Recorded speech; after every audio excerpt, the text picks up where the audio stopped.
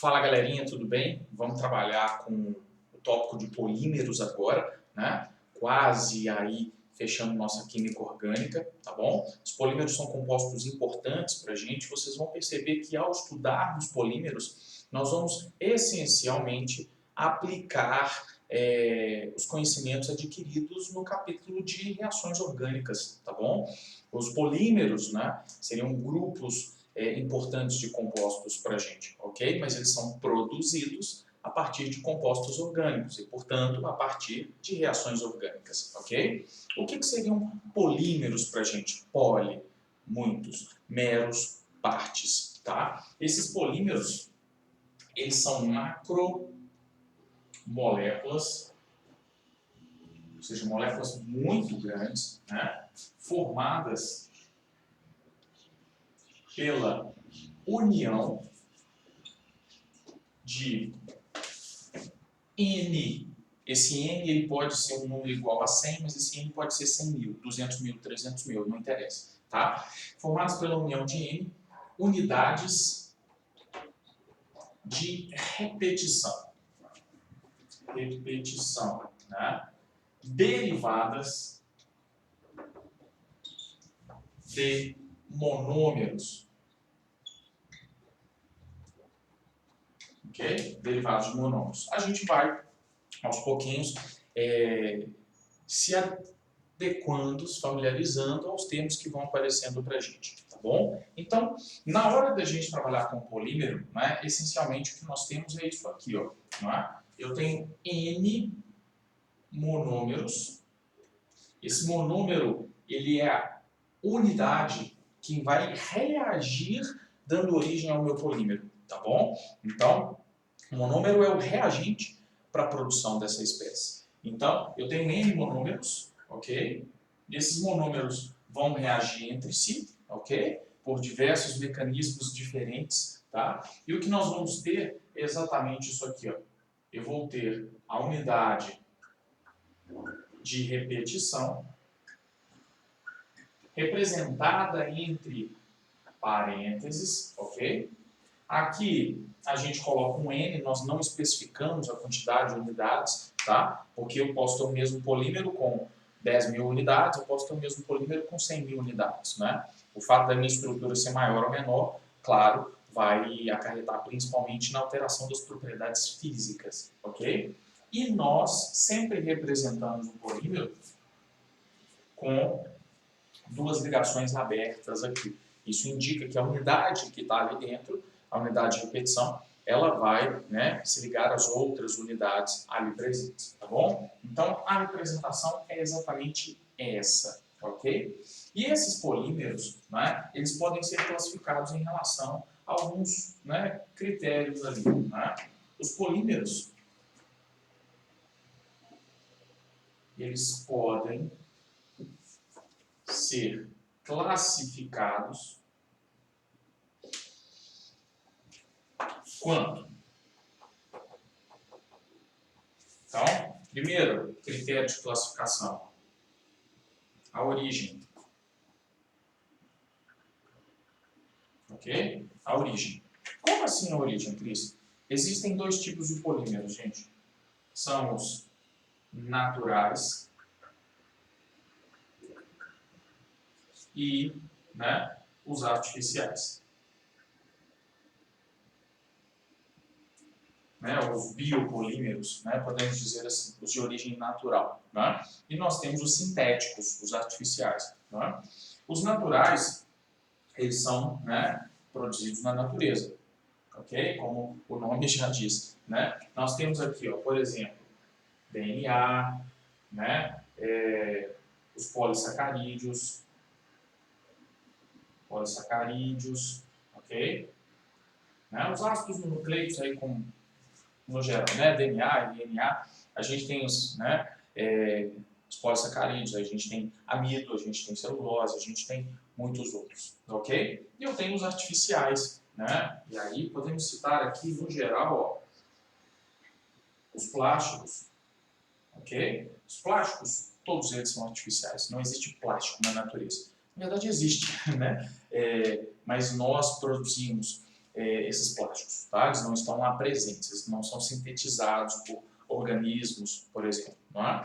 Eles são produzidos artificialmente pelo homem de forma industrial, tá? Então, a primeira classificação que a gente tem quanto aos polímeros é em relação à origem, beleza? Então, quanto a isso, legal. E aí, vou dar mais duas classificações aqui pra gente, ok? E aí, claro, daqui a pouquinho, né, nós vamos escrever muito sobre esses polímeros aqui. Então, quanto à origem, ok, dominado. E agora, vamos falar um pouquinho do próximo, né? Aqui a gente tem, ó, quantas unidades utilizadas. Como assim? Lá vamos nós. Existem dois tipos de polímeros. Existem os homopolímeros. Homo, igual. Né? Homo é igual. Então, isso quer dizer o quê? O que é um homopolímero? Né? É formado por um tipo de, né, unidade básica ali, fundamental, que é o meu monômero. Então, né, as unidades são todas iguais, só tem um tipo de monômero, ok? Nós vamos falar um pouquinho desses homopolímeros, tá? E eu tenho aqui, ó, os copolímeros, ok? Ai, Cris, usando a lógica deveria ser heteropolímeros, faz sentido, né? Mas é copo, ok? Então, esses copolímeros aqui, né, seriam polímeros que, aqui, ó, ele é formado por mais de um tipo de unidade.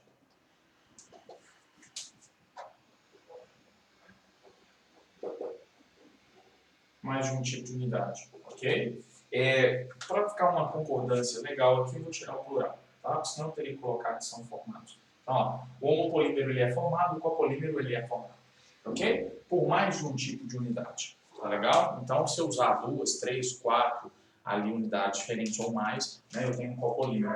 Um copolímero muito importante para a gente, muito importante. Proteínas, não é? Quais são as unidades básicas que geram as proteínas? São os aminoácidos, não é verdade? E quantos aminoácidos mesmo nós temos? São 20, né? Os aminoácidos ali essenciais que a gente combina, né, de forma específica a fim de gerar uma proteína com uma dada funcionalidade. Então, aqui, né, eu tenho essa classificação quantas unidades que o compõem. Beleza?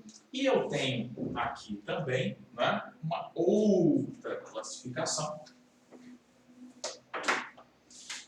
que está relacionada, né, à forma que esse polímero ali, né, responde ao aquecimento. Tá? Então, as unidades utilizadas. Então, aqui, ó, deixa eu colocar a resposta a aquecimento. Resposta ao aquecimento. Ok? Nós temos aqui os polímeros termoplásticos. Normalmente são os polímeros, né, lineares aqui, que a gente classifica, levando em consideração outros critérios. Depois eu falo um pouquinho mais, né, disso. Então, os polímeros termoplásticos, eles podem ser, né, moldados, amolecidos, ok? E não perdem características, propriedades. Ele pode, né, ter a sua forma modificada, mas as propriedades se mantêm, ok? Então, por quê? Você aquece, enfraquece a interação, ele é resfriado e ele continua sendo ele mesmo, ok? Eu tenho aqui os polímeros que são termofixos,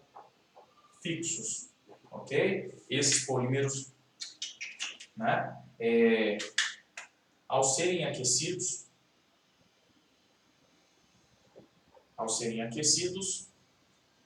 sofrem né, decomposição, eles perdem propriedades, ok? E perdem propriedades. Ele perde a característica, perdem propriedades.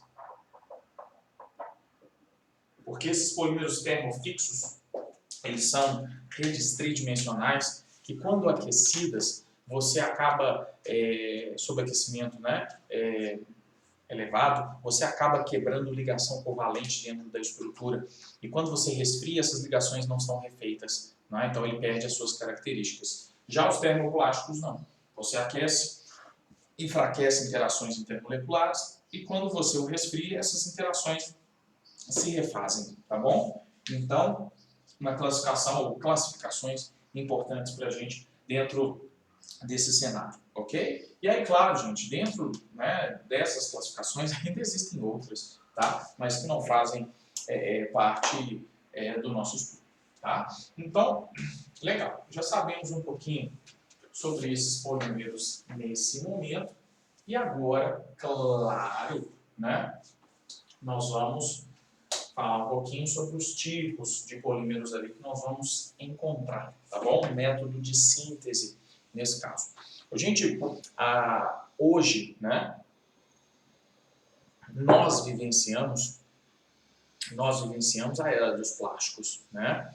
Esses polímeros, eles podem ser polímeros mega ultra super simples, que compõem ali, né, o corpinho da minha caneta aqui, né, um copinho de plástico, um isopor, né? Mas esses polímeros também, muitos deles, né, são extremamente sofisticados, não é? São polímeros condutores, são polímeros com uma elasticidade monstruosa, são polímeros que muitas vezes têm uma resistência mecânica, por exemplo, muito superior ao aço, né? Então, dependendo da composição daquele polímero, da sua estruturação, ele acaba apresentando propriedades fantásticas. Tá? Então, hoje nós vivenciamos a era dos plásticos, não é? E a gente tem um grande problema relacionado também a essa produção indiscriminada.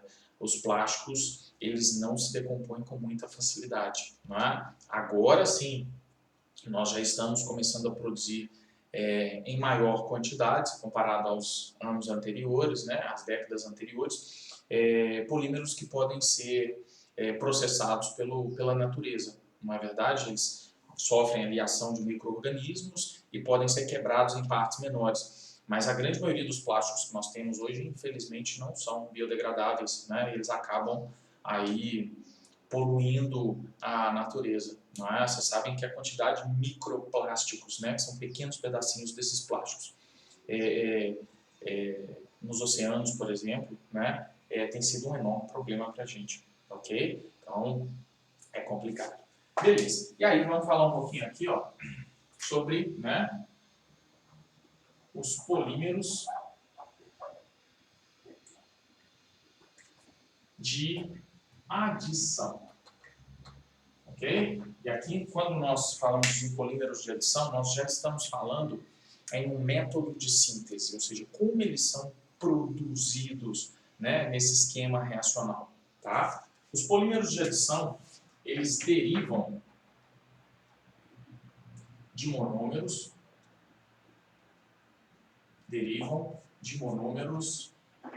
que possuem insaturação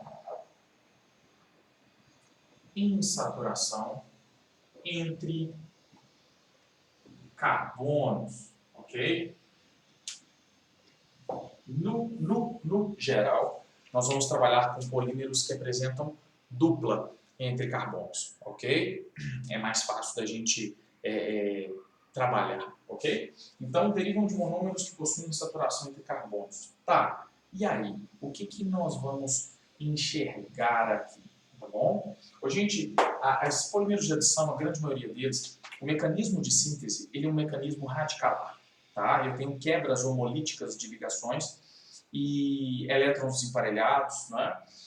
Uma espécie que inicia o processo em cadeias. Polímeros de adição também são chamados polímeros de crescimento de cadeia, tá? E Mas nós não vamos trabalhar com mecanismo reacional. Então eu vou apresentar uma lógica aqui que funciona para a gente fazer o que tem que ser feito, tá bom? Então, esses polímeros, né, eles, ao serem sintetizados a partir dos seus monômeros, eles diminuem ali as unidades, eles diminuem o grau de insaturação, ou eles se tornam cada vez mais saturados à medida que vão se conectando uns aos outros. Como isso acontece? Assim. Então, nós vamos ter N, né, estruturas como essa, ó.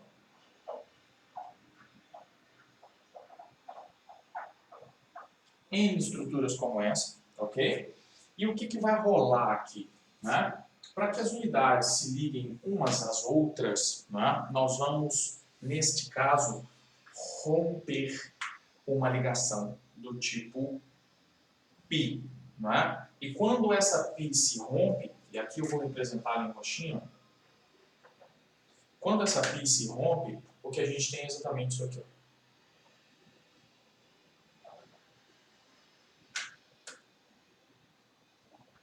Vocês estão percebendo que o rompimento daquela ligação π, ela disponibiliza uma valência em cada um dos carbonos. Né? E esse pedacinho, portanto, ele vai se repetir N vezes. Não é? Então, o que nós vamos ter nesses polímeros de adição é exatamente isso. Tá? Aqui nós vamos ter, ó, o rompimento de ligações π, não é? Nesse caso. Por que a π, Cris? Porque elas são mais fracas do que as sigmas. Né? Se eu tenho uma dupla, eu quebro a π, não é? Por uma questão energética. Em torno de 240 aqui, quilojoules por mol, eu conseguiria quebrar essa ligação numa boa. Ok? E aqui nós vamos ter a formação de ligações sigma entre as unidades de repetição. Então, para que uma unidade se ligue à outra, obrigatoriamente, né, uma ligação sigma, ela tem que existir. Né? Os átomos vão se ligar uns aos outros covalentemente. Ok? Então, nós vamos trabalhar essencialmente com esses polímeros, né? Com essa natureza. Então, o que eu não posso esquecer, gente, é que em qualquer tipo de polímero, o meu monômero, que é a unidade que vai reagir, obrigatoriamente, ela precisa dar origem a duas novas conexões. Esse monômero, ele precisa, de alguma forma, não interessa como, disponibilizar duas ligações para que a estrutura possa crescer. Por quê? Vamos imaginar o seguinte, que eu sou uma molécula, que eu disponibilizo uma ligação para me ligar com outra molécula. Então, quando essa molécula se liga a esta outra, pronto, eu tenho duas moléculas que se ligaram e elas não podem se ligar a outras mais. Então, isso é um dímero. É um dímero, uma molécula formada por duas moléculas que se ligaram. Mas eu tenho polímeros. Então, estrutura, né, monômero, eu preciso, obrigatoriamente, me ligar a essa molécula e eu preciso me ligar a outra, porque assim a estrutura cresce. Tá bom? Então, por isso que a gente tem que disponibilizar essas duas valências que vocês aí estão vendo. Ok? Então, essencialmente, os polímeros de adição, eles vão derivar de monômeros insaturados, que tenham ali duplas ou triplas entre carbonos, tá? As duplas são as mais importantes. Então, vem comigo aqui, ó.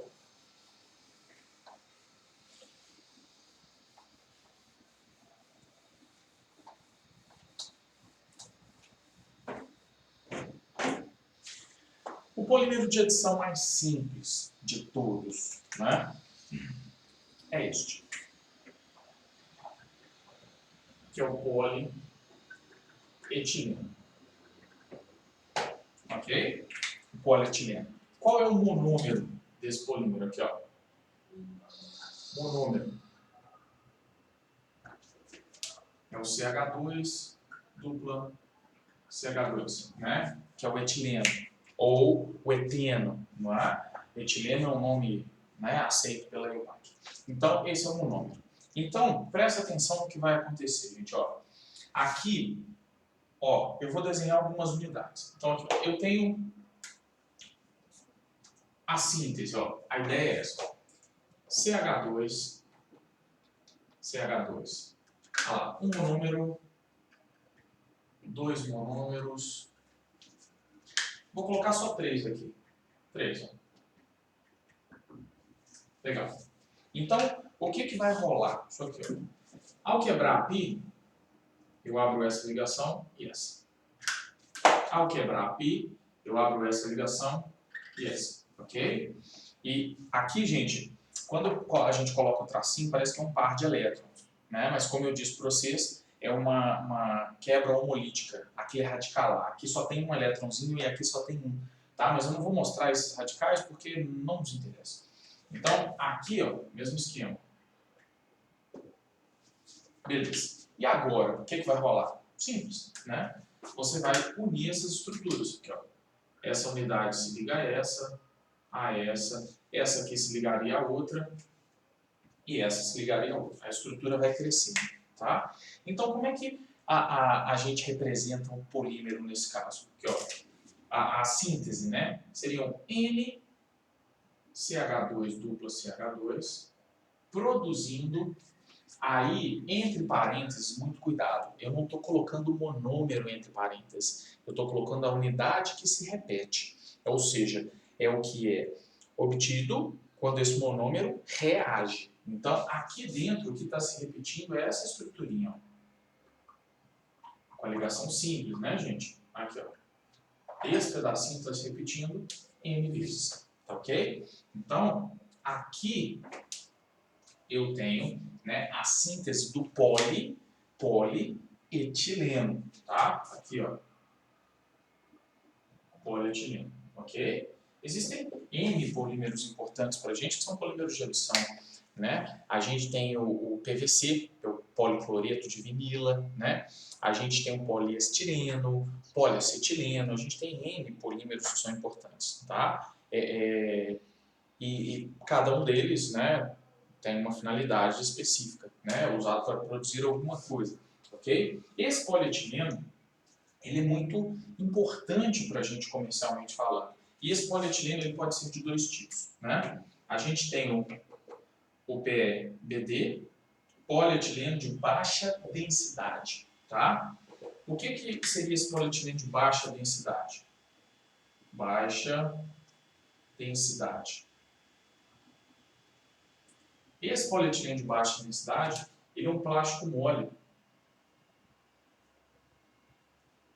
Então a gente usa ele aí para saquinhos, né, de lixo e tudo mais. Ele é um plástico mole. Por quê? Porque ele tem cadeias menores. Então, ele tem cadeias menores.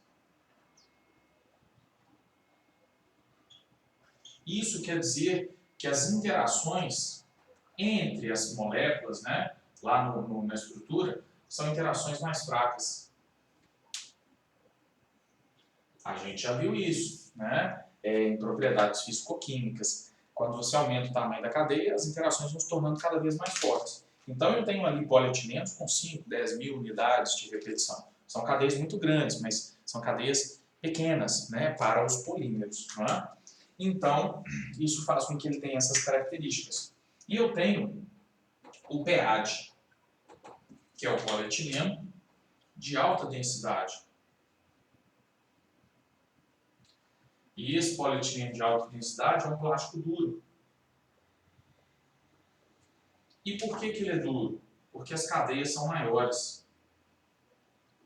Cadeias são maiores e menos ramificadas, tá? Quando ramificações ali acabam aparecendo, as interações se tornam mais fracas. Então são cadeias maiores. E as interações, portanto, são mais fortes. Interações mais fortes. Então, gente, é possível modificar as propriedades físicas de um polímero alterando-se o valor de N. Tá? Por isso que a gente não especifica. Tá? Contextualizando aqui, ó, o PVD e PEAD, por exemplo, potinho de sorvete. A tampa é mais mole. O potinho de sorvete ele é mais duro, ele é mais rígido. Né? A tampinha é de PVD. e o corpinho do recipiente é de PAD, polietileno de alta densidade. Então, o que vai, né, interferir nisso ali é o tamanho da estrutura, as interações ficam mais fortes, mais fracas, tá? O grau de cristalinidade do polímero está associado à capacidade, né, de compactação, a presença ou não de ramificações na estrutura. Então tem N propriedades ali que são importantes e que vão ser controladas essencialmente com o tamanho da estrutura e com a presença ou não de ramificações ali nessas moléculas, ok? Então esse é um exemplo importante para a gente dentro dos polímeros de adição. Combinado? Até o próximo vídeo. Tchau, tchau.